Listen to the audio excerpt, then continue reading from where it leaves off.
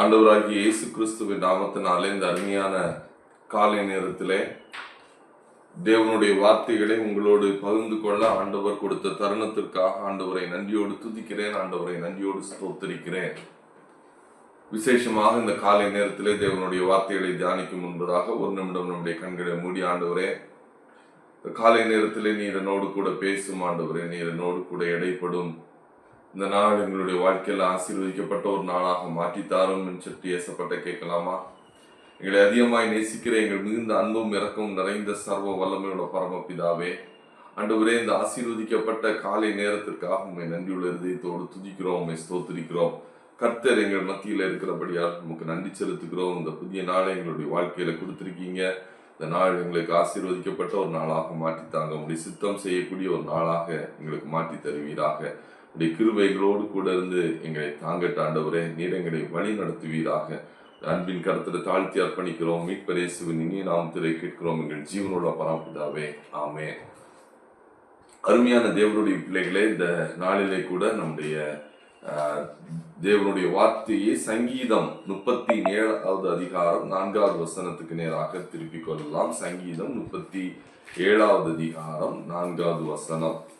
அது இப்படியாக சொல்லப்பட்டிருக்கிறது: கர்த்தருக்குள் கர்த்தரிடத்தில் மனமகிழ்ச்சியாய் இரு, அவர் உன் இருதயத்தின் வேண்டுதல்களை உனக்கு அருள் செய்வார். கர்த்தரிடத்தில் மனமகிழ்ச்சியாய் இரு, அவர் உன் இருதயத்தின் வேண்டுதல்களை அருள் செய்வார். இந்த வசனத்திலே மனமகிழ்ச்சியாய் இரு என்று சொல்லப்படுகிற வார்த்தை ஒரு கட்டளையாக நம்முடைய வாழ்க்கையில கொடுக்கப்பட்டிருக்கிறது. அப்போஸ்தலனாகிய பவுல் பிலிப்பியர் 4வது அதிகாரம் 4வது வசனத்திலே சொல்லி இருக்கிறார், கர்த்தருக்குள் எப்பொழுதும் சந்தோஷமாயிருங்கள், சந்தோஷமாயிருங்கள் என்று சொல்லி மறுபடியும் சொல்லுகிறேன் என்று வலியுறுத்தி கூறுகிறார். பல நேரங்கள்ல நம்முடைய வாழ்க்கையில இது வாழ்க்கையின் ஒவ்வொரு நாள் அனுதின வாழ்க்கையில நாம் சந்தோஷமா இருக்க முடியுமா, இது உண்மையிலேயே சாத்தியமா என்று சொல்லி நம்முடைய வாழ்க்கையில ஒரு கேள்வி வரலாம். ஆனா ஆண்டவர் ஒருபோதும் நம்மால செய்ய முடியாத ஒரு காரியத்தை தேவனுடைய வார்த்தையிலே அவர் கொடுப்பது இல்லை. ஆண்டவர் நமக்கு நம்மால இயலாத காரியத்தை அவர் செய்யும்படியாக வலியுறுத்தவோ போதிப்பதும் இல்லை. பவுல் கூட ஒரு சொகுசான பிரச்சனைகள் எதுவும் இல்லாத சூழ்நிலையில அந்த பிலிப்பியர் 4வது அதிகாரம் 4வது வசனத்தை அவர் எழுதல. அவர் ரோம சிறைச்சாலையில இருந்து கொண்டுதான் ஆண்டவருடைய பிள்ளைகளுக்கு, கர்த்தரை விசுவாசிக்கிற சபைக்கு எழுதுகிறார். கர்த்தரிடத்தில் எப்பொழுதும் சந்தோஷமாய் இருங்கள், சந்தோஷமாய் இருங்கள் என்று சொல்லி. இதுல இன்னைக்கு காலை நம்ம பார்த்தோம், கர்த்தரிடத்தில் மனமகிழ்ச்சியாய் இரு. மனமகிழ்ச்சி அப்படின்னு நம்ம சொல்லும்போ அது நாம் நம்முடைய திருப்தி அல்லது போதும் என்கிற மனதோடு கூட அது ஒப்பிட்டு கூட முடியும். தன்னுடைய பிள்ளைகள் மனமகிழ்ச்சியோடும் திருப்தியோடும் இந்த உலகத்துல வாழ வேண்டும் என்பது நம்முடைய தேவனுடைய திட்டமும் விருப்பமுமாக காணப்படுகிறது. அருமையான தேவனுடைய பிள்ளைகளே, சில நேரங்கள்ல பாத்தீங்கன்னா நம்ம விரும்புகிற ஒரு நன்மை அல்லது ஒரு ஆசீர்வாதம் நம்முடைய வாழ்க்கையில நாம் பெற்றுக்கொள்ளும் போது ஆண்டவரை நாம் துதிக்கிறோம், ஆண்டவரை நாம் ஸ்தோத்திரிக்கிறோம், ஆண்டவருடைய சமூகத்துல மனமகிழ்ச்சியாக இருக்கிறோம், ஆண்டவரை உயர்த்தி சாட்சி கூட சொல்றோம். அது நல்லது. ஆண்டவரும் அதை நம்முடைய வாழ்க்கையில எதிர்பார்க்கிறார், அதை விரும்புகிறார். ஆனா அந்த மகிழ்ச்சி சில காலங்களில மறைந்து போகிறது. இஸ்ரவேல் ஜனங்களுடைய வாழ்க்கையில கூட அப்படிதான். ஆண்டவர் அவர்களை எகிப்து தேசத்திலிருந்து விடுவித்து கானான் தேசத்துக்கு நேராக அவர்களை கொண்டு வந்து கொண்டிருக்கிறார். அப்படியாக அவர் வரும்போது ஆண்டவர் அவருடைய வாழ்க்கையில எவ்வளவோ அற்புதங்களை செய்கிறார், அதிசயங்களை ஆண்டவர் செய்கிறார். சிவந்த சமுத்திரத்திலே ஆண்டவர் அவர்களை விடுவித்த போது, அந்த இடத்திலிருந்து அவர்கள் வெளியே வந்த போது ஆடினார்கள், பாடினார்கள், ஆண்டவரை துதித்தார்கள். ஆனா கொஞ்சம் அப்படி சூழ்நிலைகள் போய்கொண்டிருக்கும் போது சூர் வனாந்திரத்திலே வர்றாங்க. அந்த வனாந்திரத்தின் பகுதியில் அவர்கள் வரும்போது அவர்களுக்கு என்ன இல்லை, சரியாக குடிப்பதற்கு தண்ணீர் இல்லை, தண்ணீரற்ற சூழ்நிலை. தண்ணீர் அவர்களுக்கு கிடைக்காதனால என்ன பண்றாங்க, முறுமுறுக்கிறாங்க. முறுமுறுப்பு. அவருடைய சூழ்நிலை, இஸ்ரவேல் ஜனங்களுடைய சூழ்நிலை, அவருடைய மன மகிழ்ச்சி சூழ்நிலையை பொறுத்து மாறிக்கொண்டிருக்கிறது. ஆண்டவர் அவருடைய வாழ்க்கையில ஒரு அற்புதத்தை கொடுக்கும்போது, ஒரு விடுதலை கொடுக்கும்போது சந்தோஷம், மனமகிழ்ச்சி, ஆராதனை, துதி, ஆண்டவரை சாட்சி சொல்றது எல்லாம். ஆனா அதே நேரத்துல வனாந்திரமான ஒரு பாதையில வரும்போது தண்ணீர் கிடைக்கல. ஆனா அந்த சூழ்நிலை மத்தியில ஆண்டவர் இருக்கிறார், கூட தான் இருக்கிறார். ஆனா அந்த நேரத்தில் ஆண்டவரை விட்டுட்டு அவருடைய வாழ்க்கையில முறுமுறுப்பு. நம்ம வாழ்க்கையில கூட நம்ம யோசிக்கணும். இஸ்ரவேல் ஜனங்கள் நமக்கு சில பாடங்களை கற்றுக் கொடுக்குறாங்க. அந்த இஸ்ரவேல் ஜனங்களை பார்த்தீங்கன்னா கடைசி வரைக்கும் ஆண்டவருக்குள்ள எப்படி மகிழ்ச்சியாய் இருக்கணும் என்பதை அவர்கள் என்ன செய்யல, கற்றுக்கொள்ளவே இல்லை. ஆனா வேதத்துல ஆபகு தீர்க்கதரிசி தன்னுடைய வாழ்க்கையிலிருந்து ஒரு காரியத்தை சொல்றார்.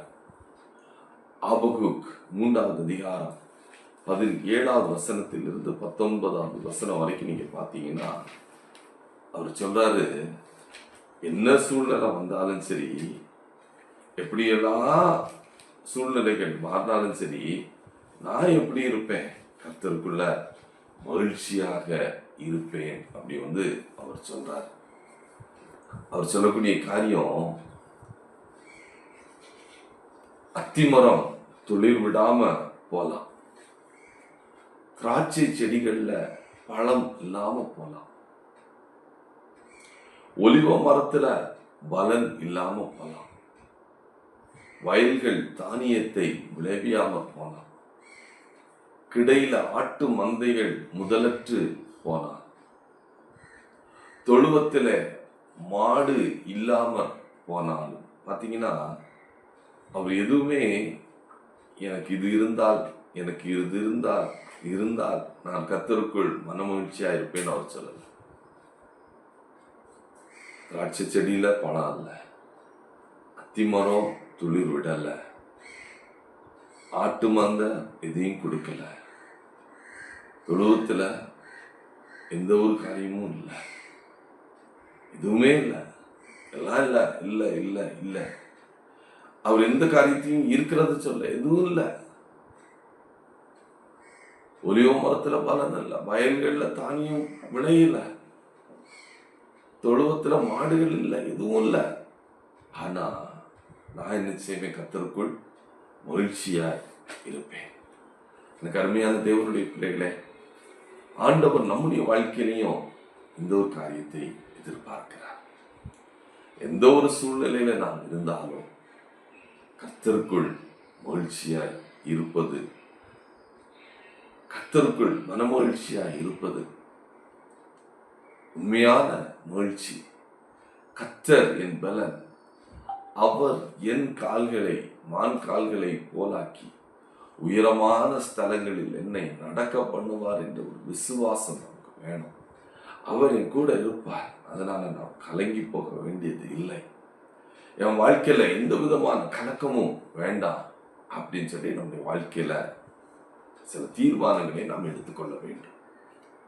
உண்மையான மகிழ்ச்சி எந்த சூழ்நிலைகளும் பிரச்சனைகளும் போராட்டங்கள் வந்தாலும் இந்த மகிழ்ச்சியை நம்முடைய இருதயத்திலிருந்து எடுத்துக்கொள்ள முடியாது. எப்படி ஆண்டவருடைய சமூகத்தில் நாம் மகிழ்ச்சியா இருப்பது என்று சொல்லி ஒரு சில காரியங்களை மிக சுருக்கமாக சொல்லும்படியாக விரும்புகிறேன். முதலாவது காரியம் தேவனுடைய சமூகம்.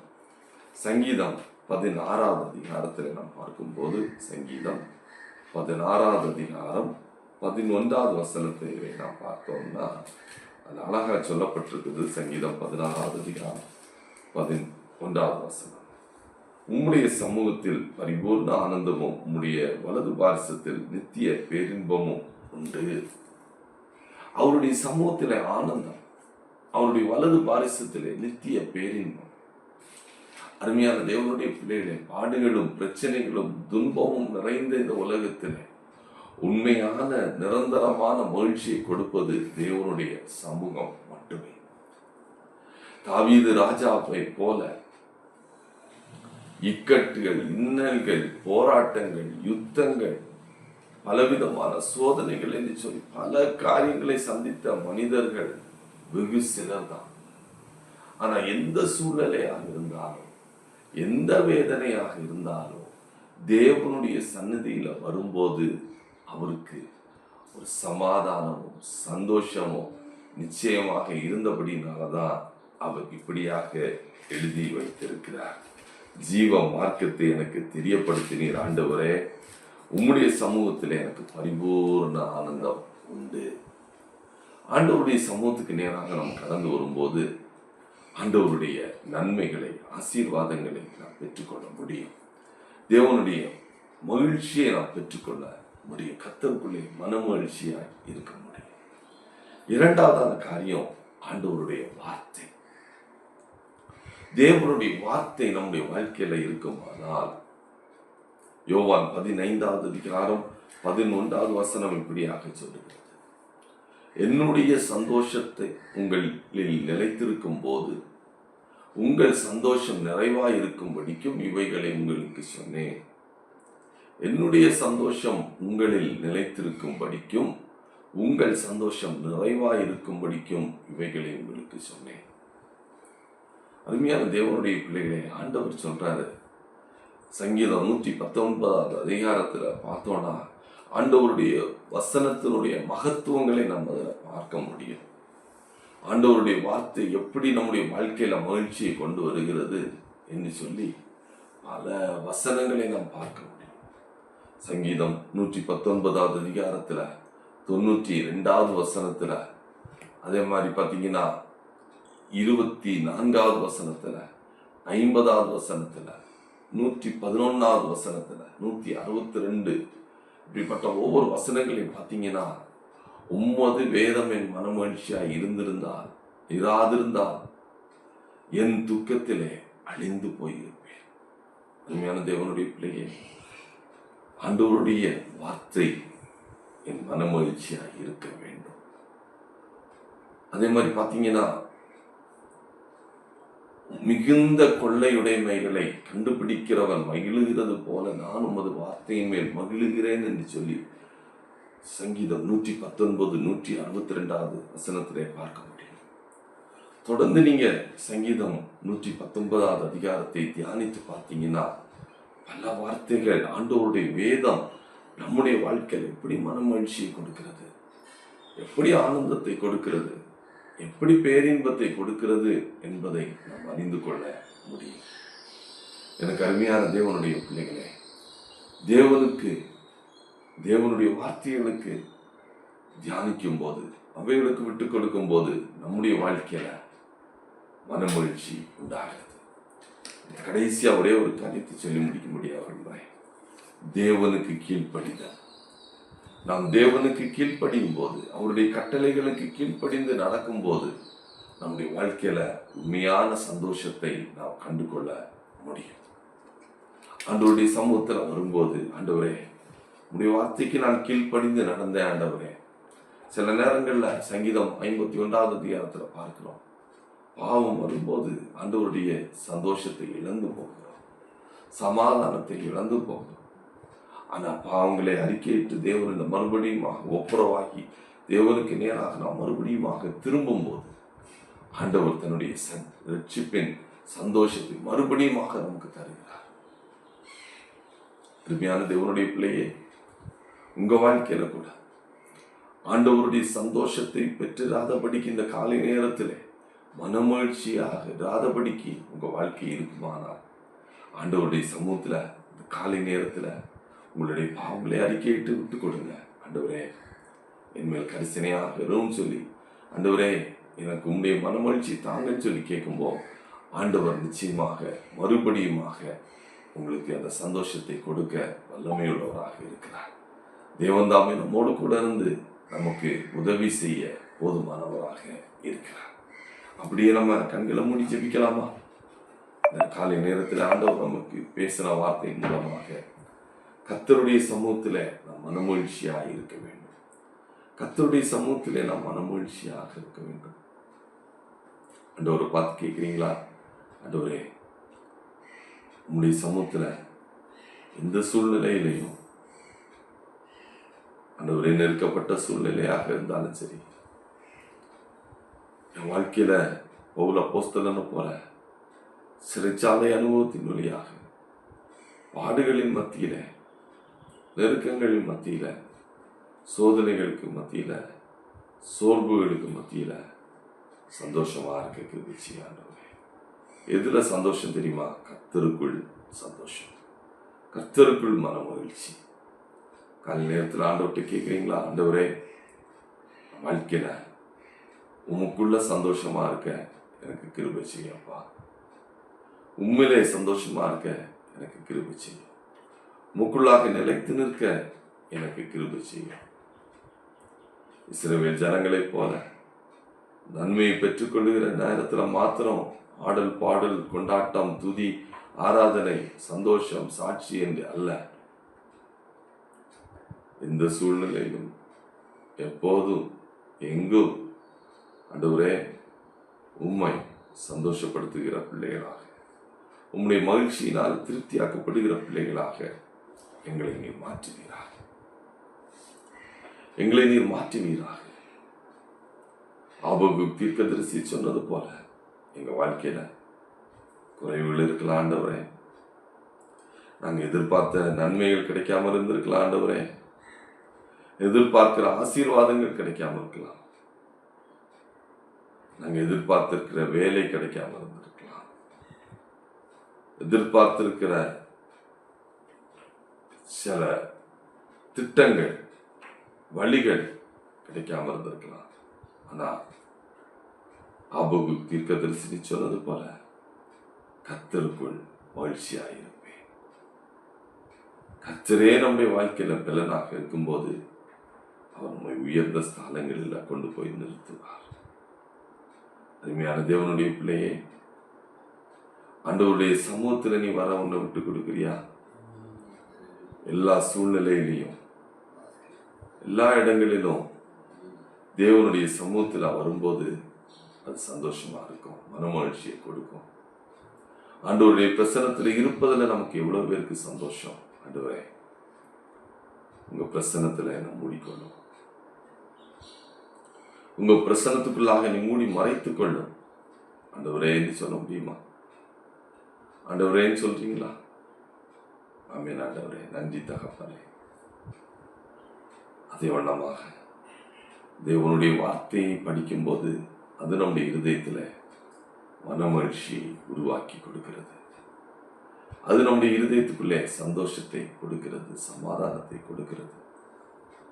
அருமையான தேவனுடைய பிள்ளையே, கர்த்தருக்கு நீ கீழ்ப்படியும் போது வாழ்க்கையில தேவன் விரும்பாத காரியங்கள் இருக்கும் என்பதை நீ அறிந்திருப்பாயா?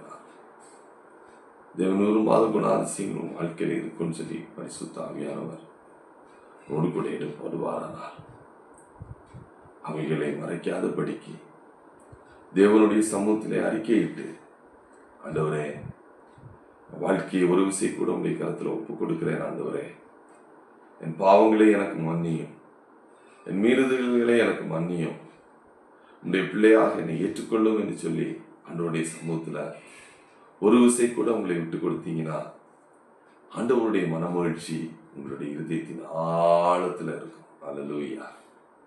பரிசுத்த ஆவியானவர் உங்க வாழ்க்கையில அற்புதமான காரியங்களை செய்வார், அதிசயமான காரியங்களை செய்வார்.